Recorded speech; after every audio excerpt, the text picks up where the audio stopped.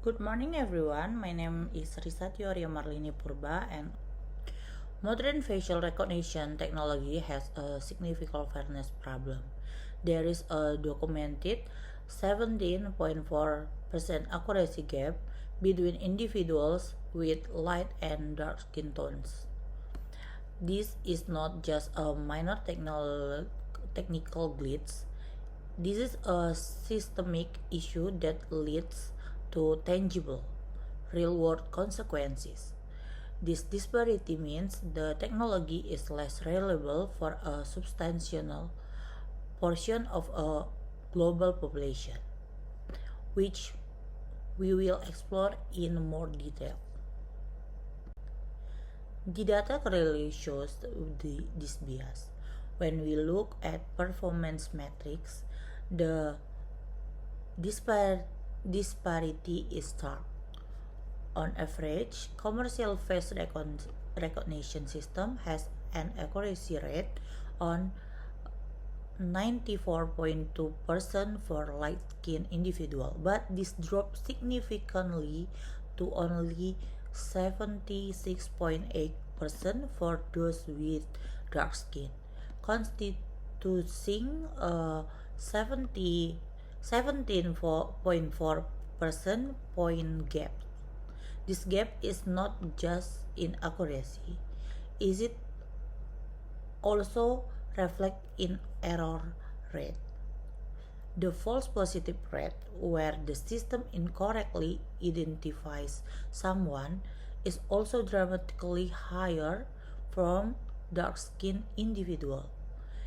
They experience a false positive rate of 8.9% compared to just 2.1% for light-skinned individuals, representing a 4.2-fold increase in incorrect identifications. This has serious implications, especially in high-stake applications like law enforcement and security, where a false match could lead to wrongful accusation or denying of access. Bias is not a single issue. It is a compounding problem. When race intersects with other demographic factors like gender and age, the error rates skyrocket, highlighting a severe systemic problem. For example, dark-skinned women face the highest error rate at 11.7%.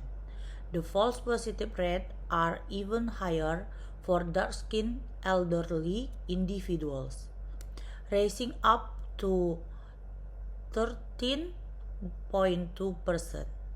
This shows that the technology performance degrading disproportionately for those who fall in multiple underrepresented groups, creating truly discriminatory outcome. This performance gap isn't limited to skin tone alone. This is a global issue exacerbated by historical data biases. System performance dramatically worse in regions with populations that have been underrepresented in training datasets. For instance, system achieve 91.2% accuracy in European context, but this dropped to just 68.3% in African context, a significant gap of 22.9 percentage points.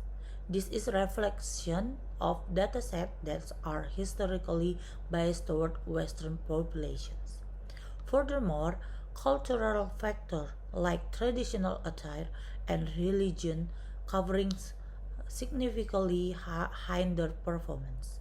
Our analysis found that systems show a 22% degradation for image with traditional African hair, a 31 degradation for Islamic religion coverings, and an 18% degradation for traditional South Asian dress.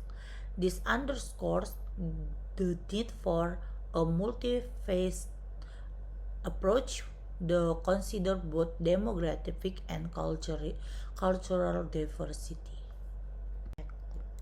Tackling this bias requires a layered approach that combines improvement at three key stages: data, algorithm, and framework. The foundation of AI is data. Therefore, one of the most effective strategies is to improve the diversity and quality of training dataset. This includes using ethical collection protocol that ensure fair comparison and representation. We can also use generative technology like generative adversarial network or GAN for data augmentation, creating systemic data for underrepresented group without the need for extensive additional collection. Another method is adapting sampling with focus training on the most difficult case from minority group, allowing the model to learn more effectively when they struggle most. The second is algorithm-centric approach. This method focuses on modifying the algorithm themselves to inherently fairer. Multispectral imaging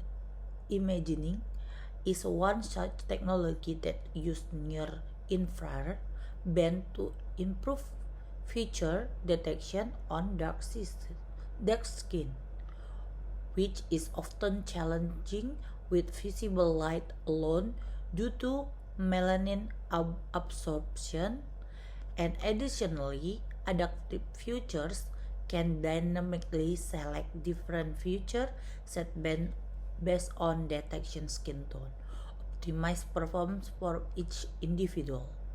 We can also fairness adversarial approach, which train model to be inferior to skin tone while skin recognizing identification effectively blending the model to a person's skin color. Then the last, integrating framework.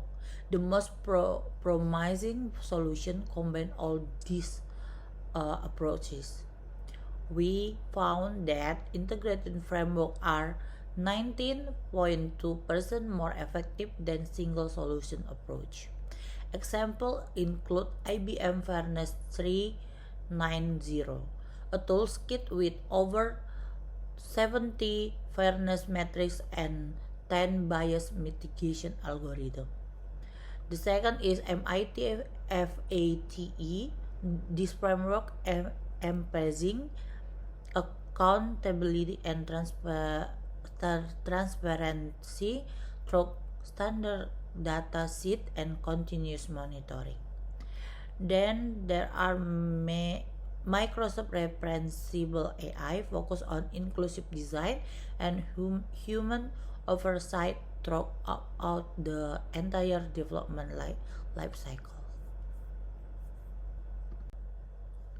Despite the ability of those solutions significantly challenge prevent their widespread adoption, especially in developing region.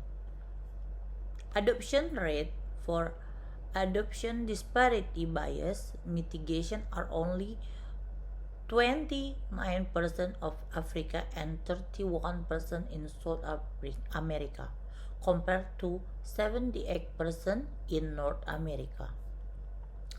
Infrastructure and cost. Inadequate infrastructure and a lack of local expertise can make implementation costs 105 and 56% higher in developing nations. Implementation failure.